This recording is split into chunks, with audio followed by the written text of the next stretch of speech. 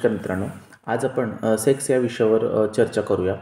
मित्रांनो, एक काउन्सिलर म्हणून काउन्सिलिंग करत असताना बऱ्याच वेळेला सेक्स या गोष्टीकडे दुर्लक्ष केलं जातं किंवा त्या गोष्टीकडे आपण कुठेतरी गैरसमज आहे किंवा कुठेतरी बऱ्याच प्रमाणात आपल्यावर कुठेतरी मानसिकता अशी बनलेली आहे की सेक्स हा बाजूला ठेवलं जातं, त्याच्याकडे दुर्लक्ष केलं जातं। सेक्स हा महत्त्वाचा नाही आहे अशा पद्धतीचा विचार कुठेतरी केलं जातं।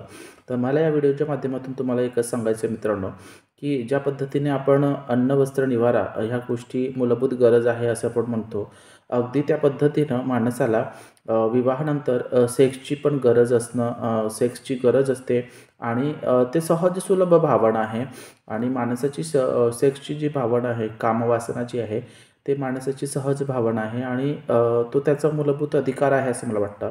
कारण की आपलं पार्टनर हे आपल्यावर अवलंबून असतं आणि दुसरी गोष्ट समाजमान्य पद्धतीने आपल्याला विवाहानंतर सेक्सची मान्यता आपल्याला मिळत असते, सेक्स करण्याची संधी आपल्याला उपलब्ध होत असते, अधिकार आपल्याला प्राप्त होत असतं।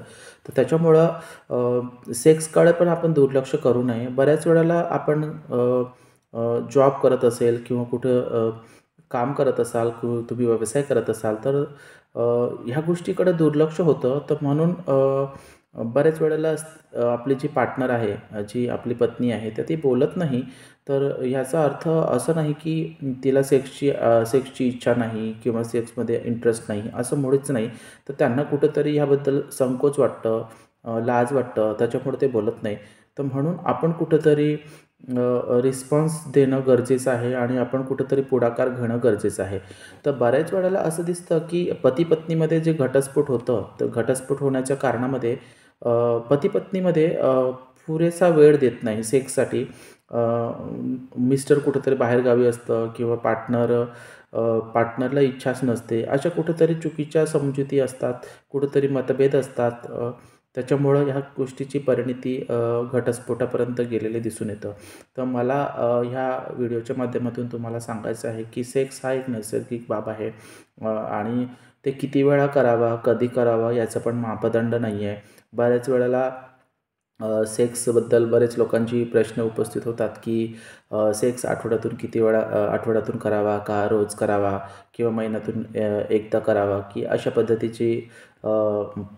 पद्धतीचे प्रश्न विचारत असतात। तर मला त्यांना एकच सांगायचं आहे की तुम्ही सेक्स कधी पण करू शकता, तुमच्या मनाच्या इच्छेवर अवलंबून आहे आणि तुम्ही तुमच्या पार्टनरची नीड आणि तुमची नीड या गोष्टी प्रत्येकाची व्यक्तिपरत्वे वेगवेगळे असतात। त्याच्यामुळं तुम्ही जेव्हा वाटेल तेव्हा तुमच्या मनानुसार तुम्ही करू शकता। असं कुठलंही मापदंड नाही आहे आणि तुमची मानसिकता, तुमची विचारसरणी या सगळ्या गोष्टीवर अवलंबून असतं।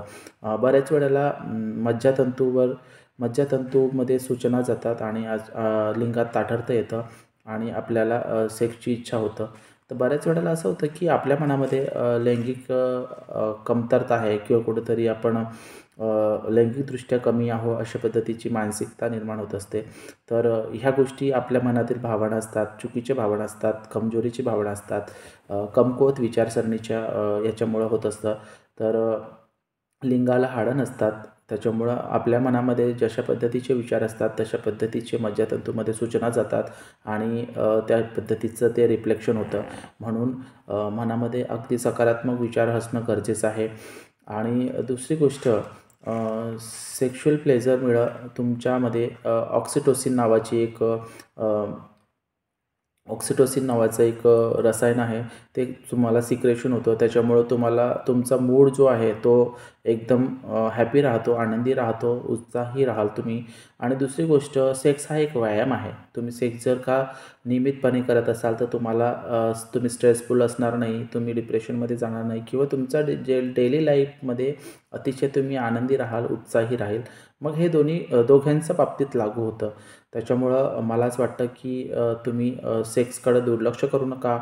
तुम्हाला सेक्स करताना कुठली समस्या येत असेल किंवा तुम्हाला काही अडचणी असेल तर तुम्ही नक्की मला मेसेजद्वारे किंवा फोन करून संपर्क करू शकता। धन्यवाद।